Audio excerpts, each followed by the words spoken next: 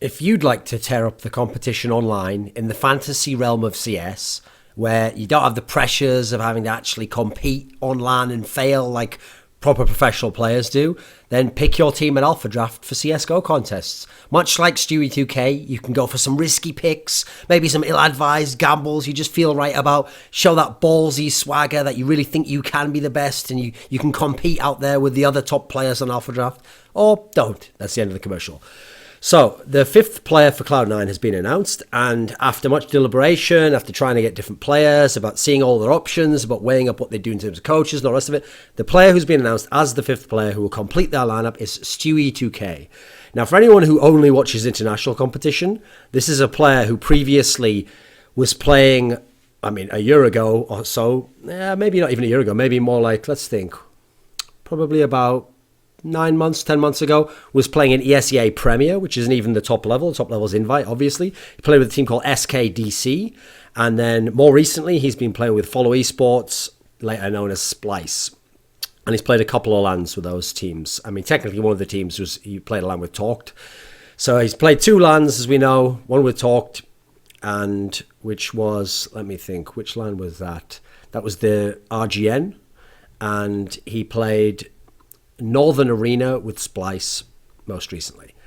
So this player is most famous, first of all, for playing online, but more particularly purely for his play in PUGs, playing in FPL, and as a result being featured on people's streams, streaming himself, and being seen playing against some of the best NA players in that kind of PUG 10-man format. So what's interesting, I wanted to emphasize at the beginning of this video, is that it's not that he's an online superstar. That's what I find really weird about the way he's being characterized and the people he's being compared to. Because it's not that he's someone who on LAN's been fantastic but was in a bad team. It's not that he's someone who wrecks it online and just hasn't had his chance online and hasn't had a chance in a good team. He's actually someone where even in online competitive play for the teams he's played for, hasn't been particularly stellar. He hasn't been tearing it up, doesn't have particularly great stats, and isn't bodying it even versus the lesser teams. You go back and you look for some of his best games, even online, you're not going to find many that are versus teams of players you've even heard of or you think are vaguely even good, and no one near the level of the complexities Cloud9. I don't know why I said complexity. I meant Cloud9, actually. I was thinking of Cloud9's old name. Cloud9, Team Liquid. These teams, there's nothing of that sort.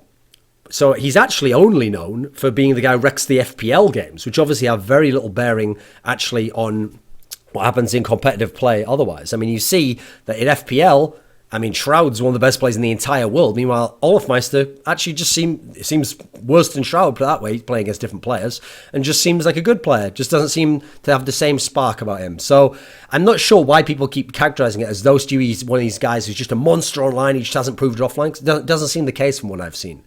Now, in terms of his actual skill set and his style, he's a very aggressive player. He's an entry player. And he's a guy who it seems like he just likes to take aim duels 24/7. And this is a guy where in the FPL games, at least, it seems like there's not an aim duel that he'll ever turn down, that he doesn't want. He doesn't wait for smokes and flashes always from his team. He's willing to run in there first after maybe only one very simple pop flash from himself even sometimes. And that's because he thinks he can take these aim duels. He thinks playing aggressive is to his advantage. And as a result, even though it works sometimes, like he has good aim, and against lesser competition, players who are worse than him, he dominates them and he gets good kills, at least in certain key games. Like I said, even against the lesser competition, he doesn't have crazy stats. He's not some online monster. But in the games he has good, he can dominate in that way. It seems like, he has good aim, he has good skills, but he plays in a very cocky way. He plays in a way that is incredibly risky, and he seems like someone who just... actually, as a negative, I think picks really bad angles because, logically, as I said, he never turns down aim duels. He always tries to take aim duels, even if he's out in the open, even if the other person's behind cover, even if the other person's like a similar level aimer to him and has the jump on him. He still thinks he can take that aim duel, still thinks he can win that, still thinks he can push aggressively through a smoke, even though he doesn't know where they are and they know that if the smoke's come down, he's going to come through it. Still does all these things, and so I think he plays bad angles routinely, even against lesser competition. He plays way too risky, and even worse, even on anti-eco rounds, when you could play safe and you could even get those eco kills, the kills on the guys who were ecoing, he'll even play too aggressively then, where if he plays against elite level competition, especially top Europeans, that's exactly where I would see this style of play really costing him and his team, actually. Because I've noticed North American teams just completely take for granted this notion that when they play in a cavalier, offhand, ill thought out kind of way online against lesser and North American competition, they think to themselves, right, well, I'm doing that there, but of course against Fnatic or something, I'd play differently. But they don't. They don't do those things differently. They'll still make the same mistakes. And so, for example, when they're on their anti-eco round, they will, when they don't have to, still push out and then go in close to where someone like Flusher can be hiding behind a box or a wall, and then he gets 1 or 2 CZ kills, and they think, oh, it's okay, I still won the round, and I was going for the eco frags, who cares? But then that all adds up. Suddenly then they've got a gun, or he's taking some guns from you, and later on in the game you don't have money for a gun, or he has a gun that they can kill you with, or they trade that gun to Olafmeister and he kills someone on your team, or they have a bit more money and then they can do an even more risky buy later on. It all adds up and it all gives a little edge back over to the other team where it was unnecessary to. And I know this is one of the areas where North American teams complain and they'll say like, oh, well, we should have won that match. Yeah, that you should have won that match because the teams you're used to it working against can't punish it. Whereas these teams are getting little edges off you and narrowing the need a little bit in terms of economic aspect or weapon disparity or the swing of the game in terms of kills to deaths and that sort of thing. That as a result, you feel like your lead is bigger than it is, but it's not as easy to close out against those top European teams. So this is where I can see this guy, if he gets thrown into the mix, immediately having problems. Because all those things will be exploited, and he has not shown that he only does it against lesser teams and he does it the right way against other teams. There's also this whole notion that people keep tossing around that you can simply just learn and develop proper fundamentals and instincts later on in the game. And like, well, if you've got the skills, you can just learn to be a smart player. This has to be one of the most ludicrous propositions I've ever heard, because there are players who naturally come into the game and just have fantastic awareness for the game and just know where enemies are going to be. They can somehow visualize or predict where an enemy is going to be. And it doesn't matter how much they talk to their teammates and tell their teammates this and their teammates watch them, their teammates won't necessarily be able to get that same skill developed to the same degree. I mean, in the same sense as someone who has fantastic aim, you wouldn't say, oh, well, a bad player is very smart. He can just learn and practice his aim and become as good an aimer. You wouldn't say that. And yet people will suggest that the really sick aimer could become just as smart and just as intelligent and a really solid player in terms of understanding the fundamentals and how to play the game always and make correct decision making, even though that implies a level of intelligence and self-awareness. Somehow people think that part's easy to learn. Both are incredibly hard to learn, except actually, if anything, I think it's harder to learn to be a very smart player. In theory, you can at least polish techniques and pick smart wrangles and make up for some of your aim, but in terms of being a skilled player who's not very intelligent, doesn't have a good sense for the game, it's very, very difficult to develop those talents. Especially this idea that it's very easy to is something that I think is a big problem, especially when you're talking about players like this that haven't so far shown any aptitude for that area, and in fact, naturally have chosen to have the absolute antithesis of that approach. The most risky style, the least well thought out style, without any like solid foundation of consistency in the style of play to it. Also, there's the fact that, as I've mentioned before, saying like, oh, well, I'll do that in practice and mess around in scrims, but then in the real games, I'll play properly. You won't, though. That's the problem. There's a great quote. I forget who it's by. It was one of those coach quotes from Twitter where it says something like if you don't practice the right way if you don't, like, basically, there's no point. It said there's no point doing something in practice that you wouldn't do in a game. And it goes the other way. There's no point doing something in practice that you don't plan to do in the game. And it won't work with the other end either. The way that you practice is how you'll also try and play in the real game. It won't work because it'll be against better teams. You'll feel more nervous. Or you won't feel as free. So that'll be the issue. But it's not as simple as going, oh, I can switch my mind from here. Because remember, the whole point of practice is to affect how you play the game. It's to train your instincts, to train your decisions, so that it all becomes second nature once you're in the actual official game itself. Not to go, oh, I'm in the official game, right? Forget everything I was doing in practice. That's the opposite of what you want to do. Now, this player has been to a couple of lands. He's been to 2 lands. He went to the RGN series, Pro Series Championship, which was with Talked, so Steel and those guys. And I've got to say, at this land, he was bad. Like, he was not good. His level compared to his online FPL level was not even vaguely there. Compared to his online level overall, it wasn't that far off. But he wasn't doing any of this crazy shit that he does in FPL. He wasn't wrecking people. He wasn't punishing them. He wasn't, like, aggressively pushing on them, taking mad aim duels and winning them. He wasn't doing any of that. He just played bad. He played poorly. Now, the Northern Arena with Splice, I would say this one's kind of a wash. Like, it wasn't good, it wasn't bad, but the key thing is it wasn't terrible. It was just okay. It wasn't playing against very good teams. It was playing just okay overall. He had a couple of good games, a couple of bad games, a couple in the middle. Just, even the good games weren't spectacular. There was like one map that was good. I think it was Train versus CLG. That was good, but aside from that, nothing particularly spectacular. You wouldn't look at either of these 2 lands and go, right, there's a lot of promising talent here, and it really seems like he'll be able to translate what he's doing online. So you have to ask yourself about the process of becoming good on LAN. Now, I will say NA particularly does have this weird resistance from the older pros who are proven and who are very good players against players who they perceive as onliners. Now, if they see someone who tears them up online, first of all, they don't want to admit that that guy can be good, because at the moment, their main way of excusing the fact he wrecks them online is to say, right, well, he's just an onliner. He wouldn't do that online. And usually they're right.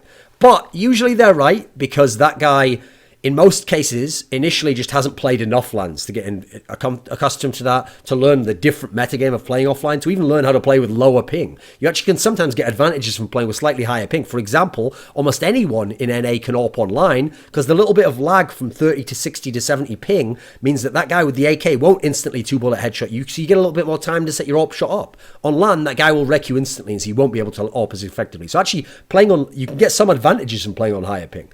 Playing on lower ping when everyone's on low ping is a different ballgame, and people have to adjust to that. So it's true, not everyone will make the jump from being the online to the offline player, but a bunch of them will eventually, given enough time. So the problem is the pros take that initial resistance, which has some logic to it for psychological purposes for them and for shit talking and all the rest of it, and some merit to it in that some of them won't, some of those onliners won't ever translate offline, and they go too far with it though. Basically, they start to deny that that guy can ever be good, and he'll never be good enough to be in a team, and he'll always be this shit old online player. And what happens is, as a result, is often they just refuse to acknowledge that the player can ever be worthwhile, and it's not usually, and not until that player goes to teams just below their level and repeatedly beats them and upsets them, that they'll finally acknowledge and then be willing to take them into the team once it's really been proven to them. So there has been resistance in the past, but you have to at least have proved something. Like I said, this guy hasn't been tearing it up online, and then forget about the LANs. There's so far no promise in the couple of LANs you've seen. Admittedly, still 2 isn't enough to really know that you're a bad LAN player or that you're just an online. You still need more LANs before we can figure that out.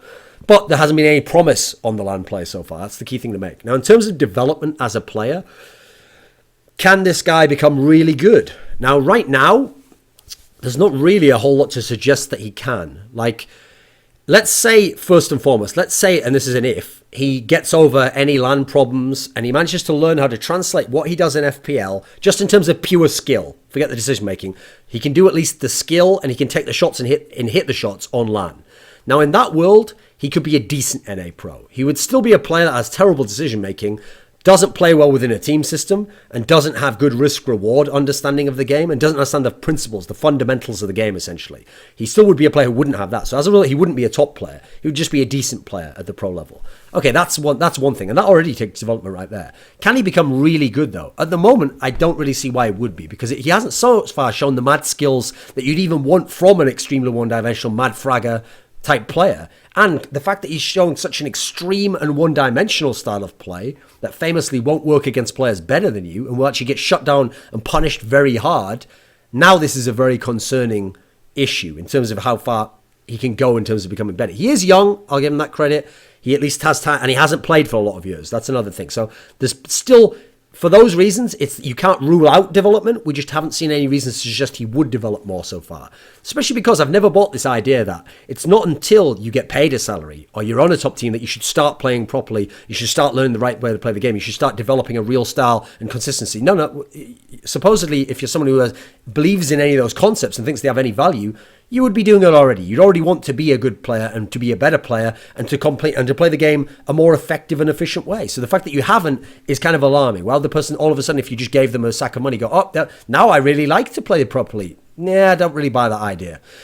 So Moses, in his video about this topic, described this move as high risk, high reward. Now, the problem I have with that statement is I don't see yet where he can say that there's high reward. What is this to suggest that this could be a high reward move?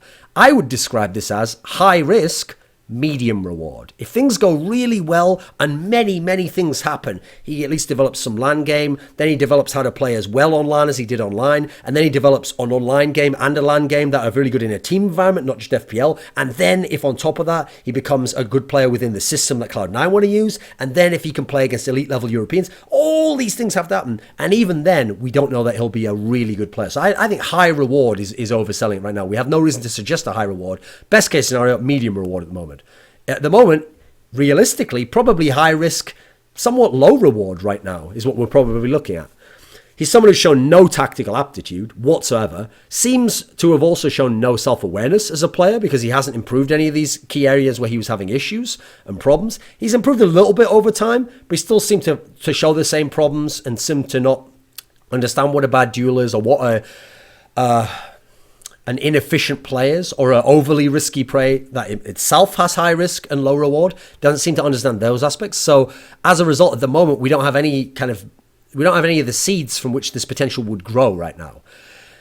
Now, the big problem with this whole idea that he doesn't play in practice, and in practice I'm counting like FPL as the way that he would in a game, is that that's already a problem for some North American players, or more, that once they start to play the real game, especially versus European teams, they see that it doesn't work, then they have no plan B, and their plan B tends to become either just keep playing super aggro and taking terrible aim duels and getting wrecked, or to just turtle up completely and play super safe and just bait teammates and just try to go for very easy kills and not go for the like 2-bullet headshot that they normally go for on that guy where they might even be able to get the kill. Instead, just spray into the guy's chest.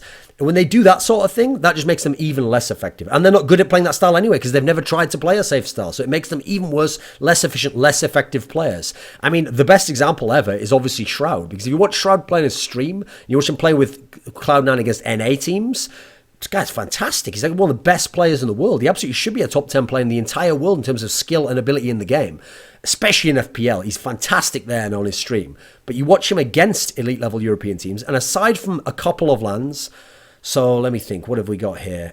I guess we'd have the ESL Season 1 and maybe ESWC in 2014. Aside from a couple of LANs, he's never really dominated on LAN in this manner that he does in the online games. And so as a result, he's a player who should be fantastic, hasn't done it, but that's on a higher level than a Stewie2k or some of these other players in NA who don't do it. Now, I noticed also people kept trying to contrast this move, picking up Stewie2k, with Cloud9 in the past, picking up some other players. So I'll give you some examples. So first of all, there was Shroud. Now, Shroud, it's true, had only played like one LAN or something. He hadn't played very much at all. He hadn't really shown a whole lot of spark. He was just a streamer, and people saw it, and they saw he had mad skills. Now, the problem with this is that's not that bad an analogy, except that really, I think Shroud had shown even less than Stewie2k had. And not only that, since we didn't have FPL in the same way back then, there was even less reason to think he'd be really good. But also, Shroud at least had overall a better game sense for the game in terms of clutches and how to play the game overall. And he had a safer style of play, so it was less of a risk. And they were in a situation where the player they were bringing him in for wasn't that ridiculous a player to change him for.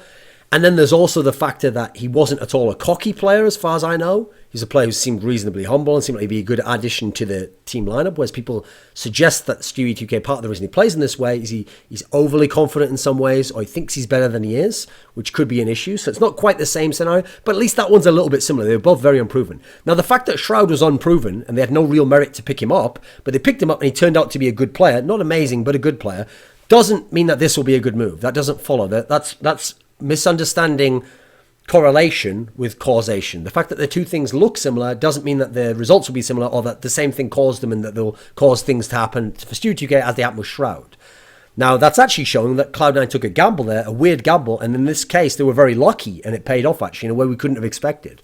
So since we couldn't have expected that, how can we expect Stewie2k to work out? There's no reason to right now. Now, in terms of Swag, that doesn't work at all, because Swag actually had already shown himself, even on LAN, back at the end of 1.6, to be a skilled player with a lot of promise, and he had really good aim, and he really was showing off... Here's the thing as well, he wasn't just showing off mad skills, he already had like some clutch play, and he already had like some intelligence about how he played, and he didn't just play, and that's the key thing about Swag all the way through his career, actually. One of the things I always liked about Swag was that he was the guy who had the skill of a really good player, even a European level player, but he also played with the smarts of a good European player, not the good skill, but then having a dumb play style, inefficient, ineffective style. So I think Swag's a very different case from Stewie2k. People also mentioned, Richard actually mentioned this in his article on Breitbart, that Cloud9 obviously had picked up Freakazoid. And obviously, I think it was him who mentioned this, or maybe it was on Reddit, I forget. But anyway, they obviously took Freakazoid in, and that was kind of a move out of nowhere. Now, it's worth pointing out, the Freakazoid case is very different as well, because first of all, Freakazoid had a set role. He was going to be an entry fragger, and he would do that role purely Cloud9 needed that role, and that's what they brought him in explicitly to do within this system, and that's why he was able to do it, and it was very good. Not only that, Freakazoid didn't just play well himself, he then activated 2 other players in the team. He activated Shroud by setting Shroud up to be the ideal second entry man to use his skills to clean up after Freakazoid, who'd go in like a juggernaut. And then also he activated Sean Gares' in-game leading style, because now he had one less player to worry about who won't do the tactic or won't do what he wants or won't go in first and won't take a risk and go through. Now he activated 2 members, so it not only made Freakazoid do his role well, it then made 2 of the other roles more effective. Adding Stewie2k, we have no reason right now, and haven't even had any suggestion from Cloud9 as to how he will activate or make anyone else in the team better. In fact, that's a key thing. Right now, people start talking about how he should be using the team, and they start trying to say, well, you have to move this player over here, of course, and maybe this player will have to give something up. So actually, we're making other players less effective and worse at their roles and taking away strengths from them to try and make up and make the Stewie2k be comfortable and do what he wants to do, which I think is a very dangerous thing. And finally, when people use the example, my friend Natu used this, of Get Right being picked up, that is one of the all-time outliers, where Get Right was someone, by the way, who wasn't at all like Stewie2k. Get Right had already beaten elite-level teams in Sweden on LAN, playing with lesser lineups. He'd beaten NIP, he'd beaten these teams playing with much worse players around him, using phenomenal talent and having godlike offline games on LAN against the best teams in the world. Stewie2k has done nothing like that. Then in online play, Get Right had been phenomenal for many, many months before he got his first chances in NIP and then SK Gaming. Now, yes, it's true, those teams, because of the social aspect, chose not to pick up Get Right. It wasn't that they didn't put him in the lineup for a long time, or that the team didn't stay together in the case of NIP, purely because of his skills. It was never about his skills. It's about they didn't think socially he'd fit into the team, and they didn't know if he'd be able to fit with the calls and have the right comms and stuff. Now, when Fnatic took him in, that was still a chance. You have to understand, that was still a risky move. And it obviously turned out to be one of the great outliers of all time, where he not only went on to be a very good player, but one of the best players in the history of the game, one of the best 1.6 players of all time. So that's a big outlier. There have been many, many times where people tried similar but less experienced players, because very few had the same LAN tenure as Get Right did already for many years before, where it worked out as well as Get Right. Almost none of them did, in fact, if we're being real. And Get Right's situation was very different to Stewie2k's right now. I mean, there was plenty of players, if I wanted to use the analogy of Stewie2k, that actually even have a better background than Stewie2k, but didn't make it on LAN. I mean, famously, I always used to say my favourite types of CS 1.6 movies were Swedish semi-pro players. So we're talking about, like, you know, the 4th to the 6th best team in Sweden, but who go to LANs and who play a lot of online games. These guys online would make the best frag movies, because they'd be tearing guys up, doing the kind of shit that Forrest does on LAN, but online, I'm talking about like Keys, Mane, Hivlan. These guys were monsters online. But you took them offline, yeah, they weren't that good. Zippe, there's another one. But their frag moves were fucking unreal. Now, I'll go ahead and point out, every name I just mentioned there had better online. They were tearing up in a team context online and against good teams, and some of them had a couple of good LANs under their belt. They had a lot more LAN experience under their belts. So even all of those scenarios were better initial starting points than a Stewie2k, and nearly none of those names, by the way, ever really did the same thing offline, or to the same degree, or ever integrated themselves into the pro scene enough, and some of them didn't warrant chances on better teams, and they weren't being brought into the elite level teams. It's not like they were just wrecking it online, like Keys wrecking it online, and then suddenly Fnatic say, hey, come and join us, mate. No, that wasn't happening, mate. At least not Fnatic when they had Get Right and Forest. Yeah, Fnatic with Khan, when they were desperate, tried Mane out for DreamHack Summer in 2011, but that didn't work out, and they basically bombed him after that one tournament. So no, that's a ridiculous scenario. Now, what's interesting is when they brought Stewie2k into the team, when he was making his statement, he just said some very generic shit, like he thanks Cloud9, and even if the community doesn't approve of this, he intends to change their minds. It's a huge opportunity for him. He'll do everything to reach his full potential, achieve the goals he's set for himself. The team believes in him. He's confident that he playing alongside them will propel him to new heights, and that's what team sports are all about. Now, I'm not sure that team sports are actually all about like players who are unproven being propelled to new heights by playing with better teammates. Like, actually, doesn't really seem like the definition of team sports to me. But anyway, What's weird about this is he doesn't address any of the ways he's going to do this. Like, he doesn't address what his goals are in the team, doesn't express what his full potential is. Like, I mean, if he really thinks that he's going to develop into a player who's smarter and plays the game right, why not mention these things here? I'm going to develop my mind for the game and I won't play as risky online. Doesn't mention that. This looks like a very generic thing. In fact, this could have even been written by like the press officer of Cloud9, who even knows if he wrote it himself, because it's just a bunch of fluff that contains nothing and doesn't even suggest that he has a self-awareness that he either had issues before. It just almost suggests as if, people don't approve him, but I'll prove him wrong. People don't approve of the decision, but I'll prove him wrong. Like, yeah, there's nothing in there. Admittedly, he's a young guy. Now, when Cloud9 actually themselves picked him up, their manager Stunner, similar things. He says that, they were in the search for a fifth player. They were testing out who they wanted, seeing what different styles they were comfortable with. And they said, it wouldn't be difficult to fill Sean Gares' shoes, especially when you consider he was a major component of the team, implying because he was the in-game leader, but they don't actually explicitly mention that, which is interesting, because obviously they don't want to address that they don't have an in-game leader properly now. They say that they're comfortable going forward with Stewie2k for a variety of reasons. Here's what's interesting. They put variety of reasons, and then they put namely his desire to prove himself as a top-tier player. Now, that's not really a good enough reason as to why you'd be comfortable going ahead with him, is it? Good reason should be you're already shown very good skill, and we think that his skill will be what we lacked as a team in some sense. Maybe you could put something like he's a newer player, and so maybe he'll be easier to mold. Something. They haven't addressed any of these issues. It makes me suggest they don't necessarily know how they'd want to use him, etc. And they don't have a set role even in mind for him. The fact that he wants to prove himself as a top player, well, I mean, I want to get a blowjob from Alessandra Ambrosio, whatever her name is, but it doesn't mean that you're then going to hire me for a job for that reason. There's no, what skills and reasons have I got that I'm going to be able to accomplish this goal? That's what you have to tell himself, right? So, but we recognise his lack of experience, as does he. I mean, you'll note he didn't really mention that himself. We will be investing all of our resources into ensuring he becomes a world-class player we see him to be. I don't know what that means, we see him to be. Well, is he? If you see him to be, then he is one already. You mean he will become. Okay.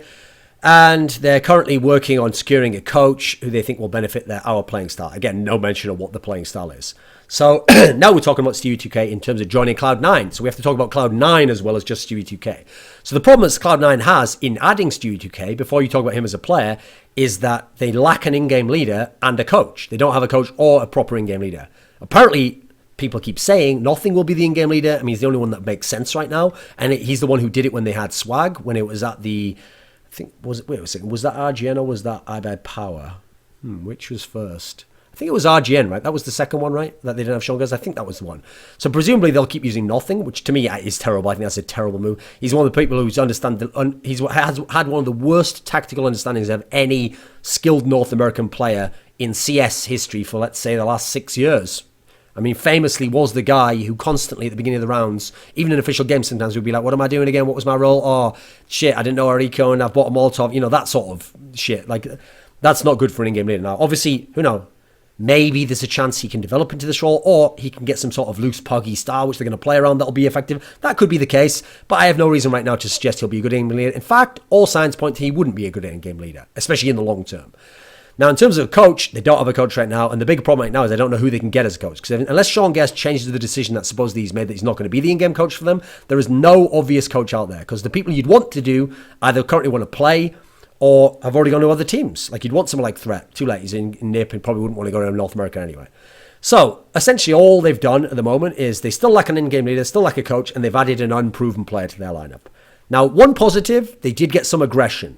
Because they got someone who will be an entry guy, who will go out first, who will go out with very minimal cover, who will try and take game duels. That in itself, just in terms of balancing out the styles and the roles within the team, could be a positive. Because I've always said of the Cloud9 lineup, the one that faced all those the three finals in a row in the summer, the one big problem I saw with their overall balance within the team was too many passive style players. Okay, they had Freakazoid, who will be really aggressive. That's great.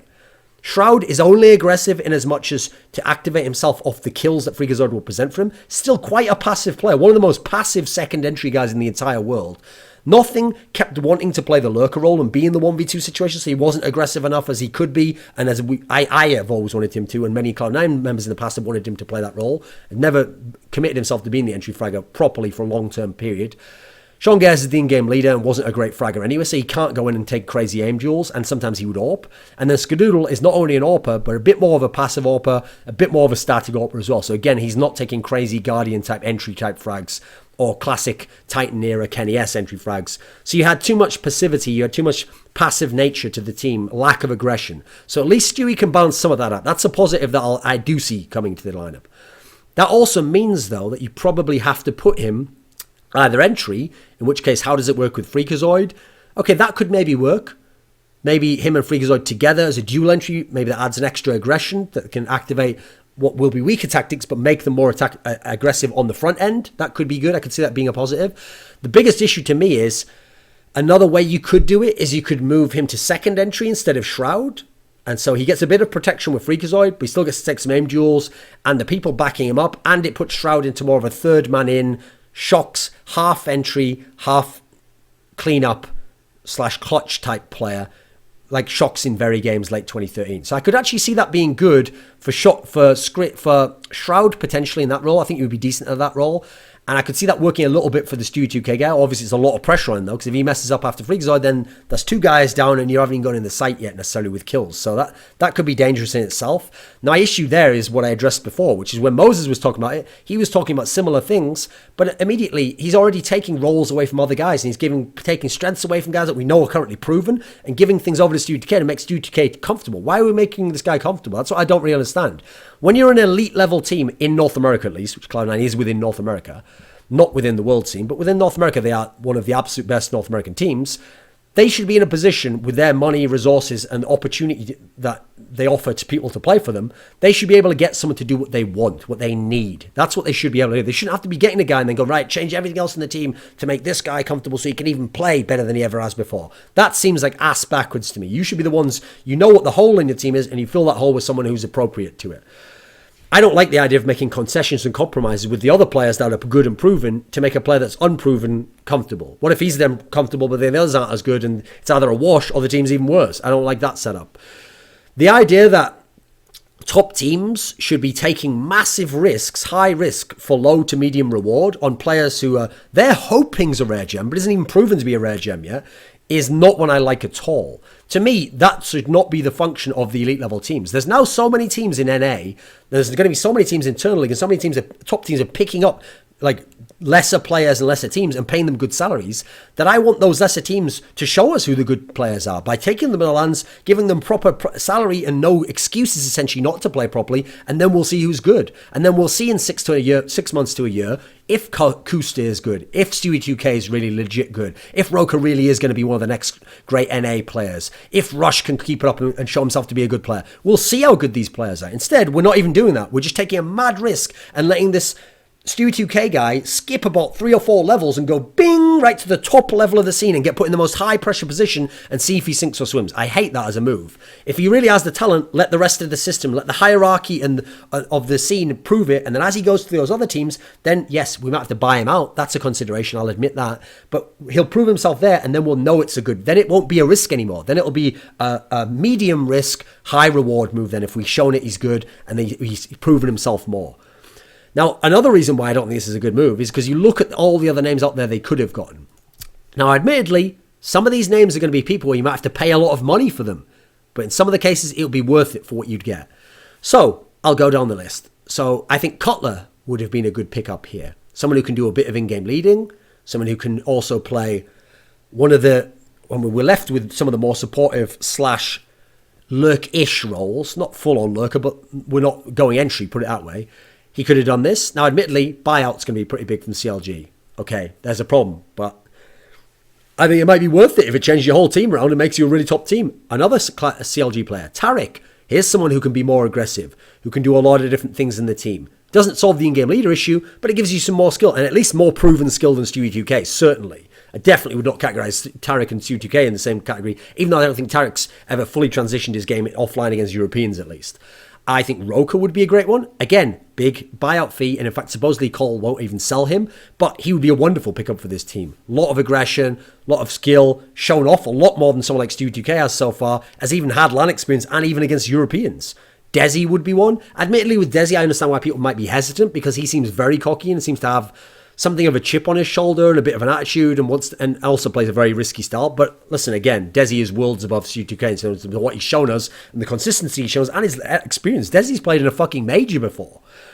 How about Rush? Here's a guy who actually seems not to be that cocky, but who has some good skills, certainly one of the best players on the gaming team, and actually seems to be a pretty solid player. I don't think he would be unreasonable to try and pick up him in this team. Doesn't solve the in-game leader issue, obviously.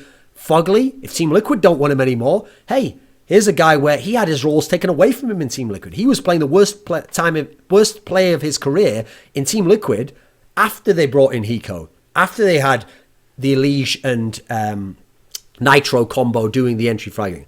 Back when Nitro used to be baiting everyone, trying to be a lurker, Fugly was the best player on that team. He was the impact player. He would go in as one of the first couple of guys, and he would get work done. He was a good player. Give him a chance on Cloud9. Give him a more aggressive role on Cloud9. I think it's a much better pickup if you could. How about Kusta? Already mentioned him before. Supposedly staying with NME or whatever's going on with his situation, won't leave for whatever. I think he's already proven more. He had a good LAN when he was at the... Let me think, was that iBuyPower? That might have been RGN as well, actually. It's hard to remember because those two LANs were in a row. How about Nafly? Naf.